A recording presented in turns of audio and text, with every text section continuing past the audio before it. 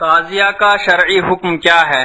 ایک مقرر صاحب کا بیان ہے کہ تعزیہ آج سنیوں کی علامت ہے اور جس عمل سے بد مذہبوں کو تکلیف ہوتی ہو ایسا کام کرنا چاہیے، اور انہوں نے یہ بھی کہا کہ حضور مفتی اعظم اور مولانا حشمت علی خان بمبئی میں کہیں چاندی یا سونے کے تعزیہ کی زیارت کو جاتے تھے، رہنمائی فرمائیں۔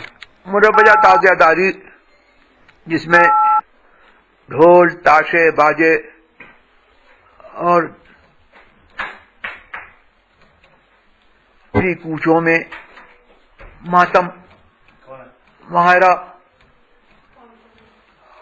کا بازار گرم ہوتا ہے، اور ابرک پنی وغیرہ سے یا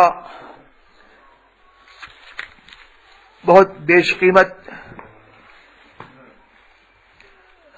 ساز و سامان سے خیالی شکل امام حسین کے روضے کی بنائی جاتی ہے، اور اس کو اس تراشیدہ خیالی شکل کو امام حسن کا روضہ سمجھا جاتا ہے۔ یہ جائز و حرام ہے، اور یہ چند وجہ سے ناجائز و حرام ہے۔ ڈھول تاشے باجے شرعاً حرام ہے، اور وہ ابرک پنی سے جو تراشیدہ خیالی روضہ کی شکل بنائی جاتی ہے، پھر اس کا دست بدست گشت کیا جاتا ہے، یہ بھی ناجائز و حرام ہے، اور پھر اس کو جا کر کے دفن کر دیتے ہیں۔ یہ مال کا ضیاع اور اسراف ہے۔